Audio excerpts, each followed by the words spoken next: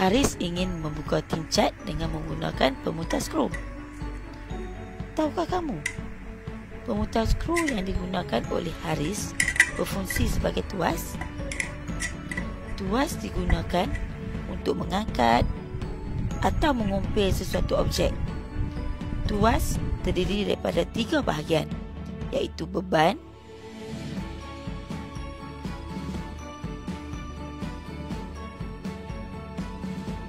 fulcrum dan daya.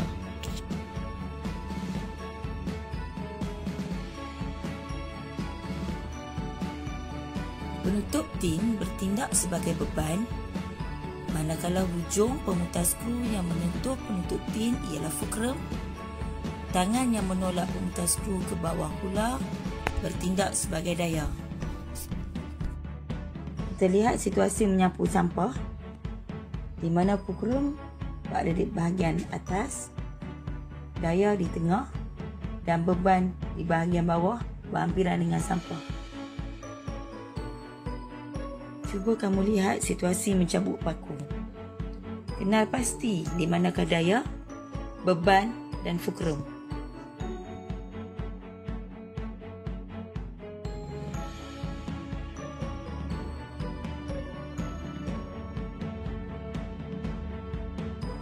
Kita lihat pula situasi menyepi ais, di mana ais batu bertindak sebagai beban. Hujung penyepit ais berhampiran dengan pergelangan tangan bertindak sebagai fulcrum dan tangan yang menyepit bertindak sebagai daya.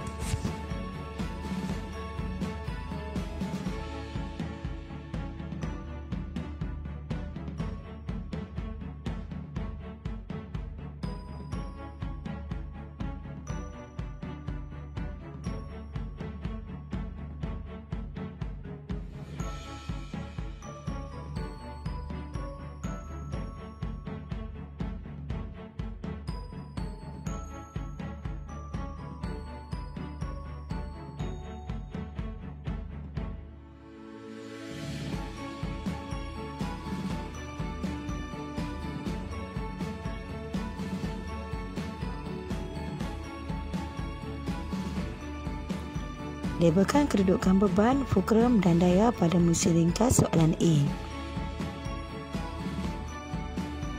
Fulcrum, beban, daya.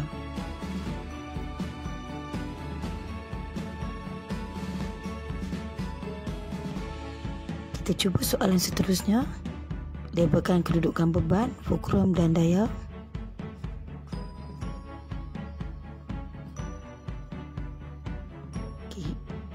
Beban, fulcrum, daya.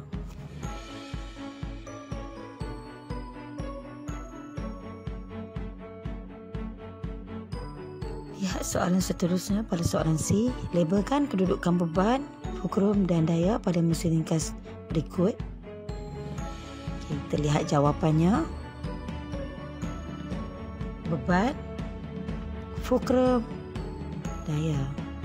Nampaknya anda semua semakin bijak.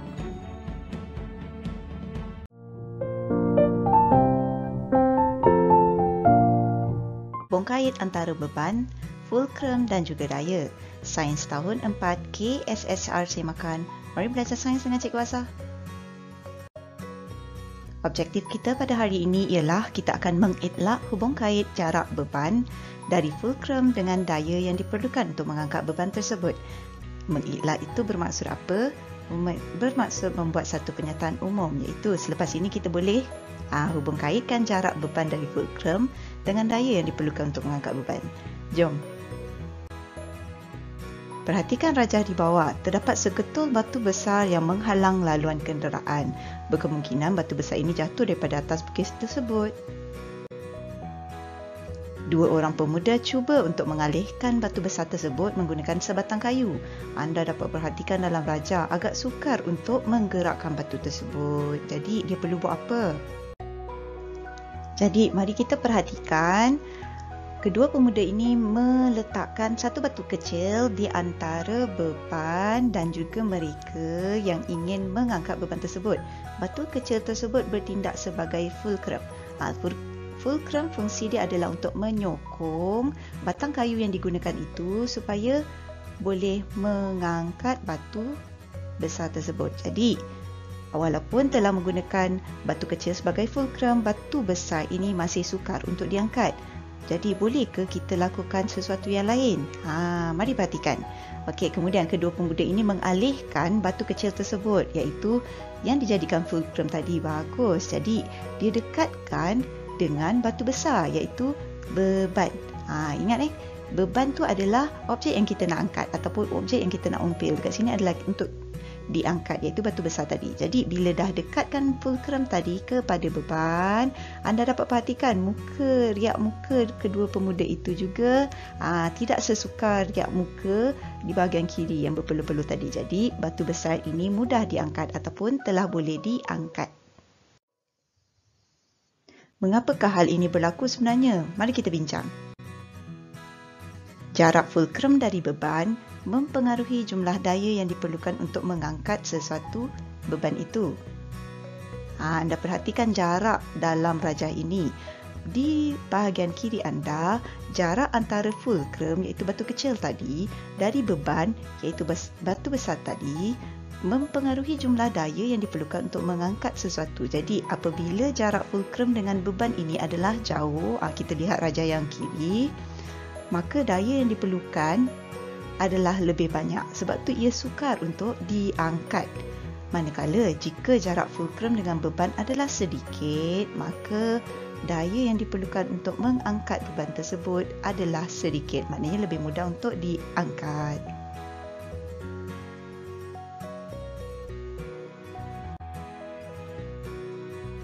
Oleh itu, kesimpulan dia ialah semakin sedikit jarak antara fulcrum dengan beban, semakin sedikit daya yang diperlukan untuk mengangkat beban. Ataupun dalam erti kata lain, kita guna ayat mudah, semakin dekat fulcrum dengan beban, semakin mudah untuk kita mengangkat beban.